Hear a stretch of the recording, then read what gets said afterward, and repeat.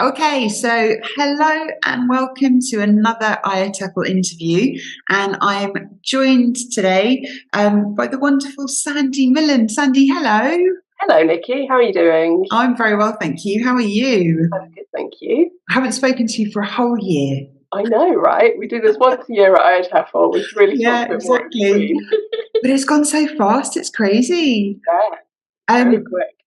Sandy, for anyone watching who doesn't know who you are, which I find unbelievable, can you just tell us a bit about who you are and what you do?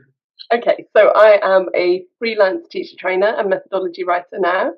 But the main reason that most people have normally come across me in the past is because I write a blog. So my blog is sandymillin.wordpress.com. And I've been writing it for well over 10 years now. So there's all kinds of things on there from teaching, training, management, self-publishing, materials writing, all kinds of different things on there. Wow. Sandy, I can't believe it's been 10 years. It's a long time, isn't I it? remember when you started it. I know. No, that's ridiculous. Okay. And where are you based now and what are you doing there? You're based. I'm based in Reading, so Mhm. just to the west of London. And yeah, I've been living here for a couple of years now. So most of my training now is online, but I do some face-to-face CELTA training, and occasionally I'll travel to do workshops or summer school I did in Brno in the Czech Republic last year, for example. Okay. And what's your association with IATEFL? I know you've got your fingers in quite a few pies, so to speak. Tell Yeah. us a little bit about that. So I've been a member of IATEFL since 2012. That was the first time that I went to an IATEFL conference. Hmm. And right now, I'm a member of the MORSIG committee, so the Materials Writing Special Interest Group. Hmm. And I have been working on the website, but as of the Harrogate conference, I'll be moving over to the events team. So I'll be helping to run webinars for MORSIG. Oh, that's brilliant. And I am also an IATEFL ambassador. So I've been doing that for a year now, along with Sarah Mercer and Evan Ferrando and George Pickering. And we'll be welcoming some new ambassadors to the team in Harrogate. So look out for information about that, about who Oh, else. that's wonderful. And so it sounds very grand being an IATEFL Yeah, ambassador. And so what do you do? What's your role as an yeah. So ambassador? basically, our role is to share what IATEFL does in different places, different Hmm. contexts. So the idea is to have a range of different ambassadors who are active in different parts of the world, who are active in different areas of English language teaching. So for me, for example, I do a lot on social media. I do a lot like personally, I do a lot on social media. I do things with blogging that we were talking about before. I do a lot of online teacher training. And I'm also actively doing things like Delta, Cambridge Delta, Cambridge CELTA, DIP TESOL. So as part of all of those roles, basically my role as an ambassador is to tell people in as many situations as possible about IATEFL, Hmm. about how it's relevant to them as teachers, about how they can get involved, if they're already involved in IATEFL, how they can try out new things, different skills, because that's certainly one of the things that I've learned since I became part of IATEFL. As I say, I'm on the MORSIG committee now, but previously I was on the membership and marketing committee. Through the committees, I've learned a lot of new skills in terms of, for example, website design, very practical skills, but also skills like being able to work with different people, being able to Hmm. work with new people. Um, Going to the IATEFL conference has helped, like, introduce me to people or teachers from a massive range of contexts all over the world.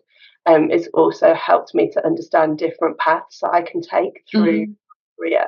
Because, for example, as I say, I'm working as a freelance writer and trainer now. That had, when I first became a teacher like 12, 13 years ago, that had never crossed my mind that maybe one day I could do that. I just Hmm. imagined that you're a teacher, you work in a school, that's the way it works. And so a lot of the ideas I've had about kind of what to do next in my career have come because of people that I've met through IATEFL, for example. So that's what I'm doing as an ambassador then, is basically spreading the word. What can IATEFL do for you? And also what can you offer back to IATEFL as well, Hmm. Hmm. um, as as a member of IATEFL for other members? I think it's a good point, though, isn't it? Like, what can you offer back? Because I think sometimes we think, oh, I don't know anything, I can't, offer anything. But the reality is that, when you get involved with the special interest groups or on the other committees, you can actually give quite a lot, like, of your time, and it becomes very Yeah. interesting, and you learn so much. Yeah, and I think that's one of the things like for example, I just mentioned website design. So one of the things that I've done over the last year is I've worked with Nick Timms, who's also on the Morsig committee, Mm-hmm. to redesign the Morsig website. Um, I knew a little bit about web design from writing my blog, but not a whole lot. Mm-hmm. And basically, because we knew we needed a website, I have learned a ton of new skills. And now I know how to use Divi. I know how to use, which is a particular, website design tool. Mm-hmm. I know how to do a lot of back end things in a website that would never have crossed my mind before. I've also learned about different areas of accessibility with websites, for example, that I kind of maybe half knew about before, but I didn't know how to put them into practice. Mm-hmm. So those are all skills that I've had because my SIG needed something, and we were the ones that wanted to do it, or that were willing Mm-hmm. to do it, basically.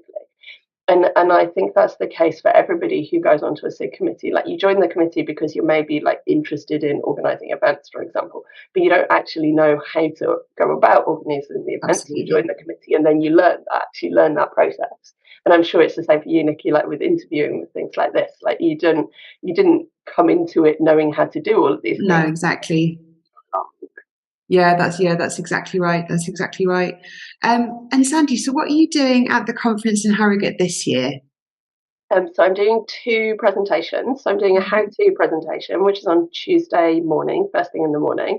So obviously we're recording this before the conference. So probably by the time this goes out, I will have already done that. So that will be how How to. do you think it went? Yes, I'm sure it went fine because I think it's the fourth time, maybe the fifth time, I've lost count now, that I've done this same presentation. So, I mean, unless I forget to speak, I think it'll be fine. Mhm. And it's called How to Present at an International Conference. And generally, it's one of the first how-to sessions on the first day. So if you've missed it this year in Harrogate, look out for it next year. If I'm not presenting it, somebody else will be. Right. Okay.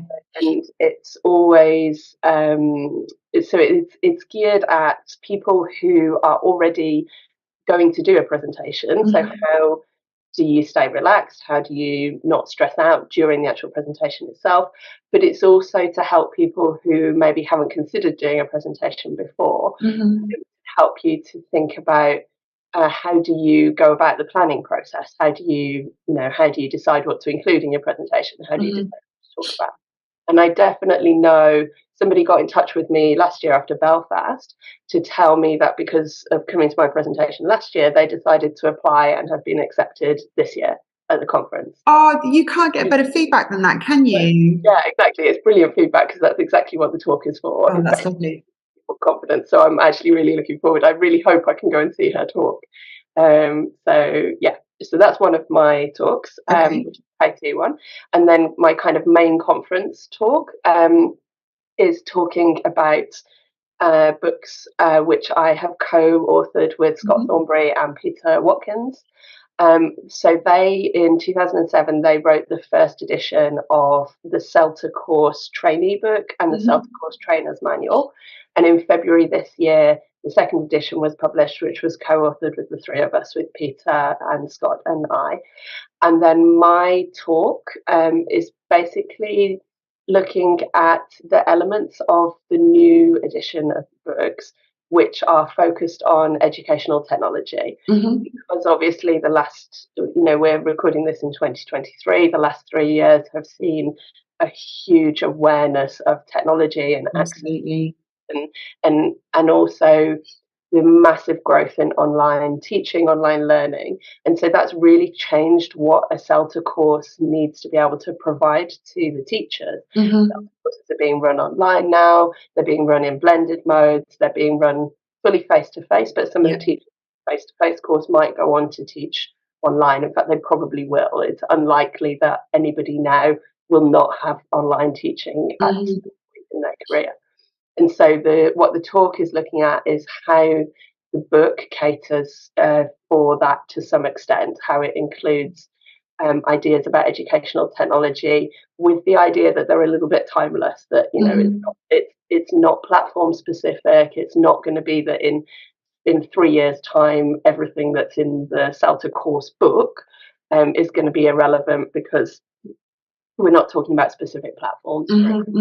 It's looking at how trainers, not just CELTA trainers, but any trainer of kind of pre-service teachers, can help their trainees to prepare for the blended nature or the online nature for some teachers of their teaching after their pre-service course. So who's the ideal audience for this talk? It's trainers of pre-service teachers, whether it be the CELTA or any other qualification. Yeah, exactly. So I think it's probably trainers on pre-service courses. I think it's also relevant to teacher trainers generally in terms of thinking about what do we actually tell people about technology. So I think it's mostly relevant to pre-service trainers, but I think other trainers will find it useful as well.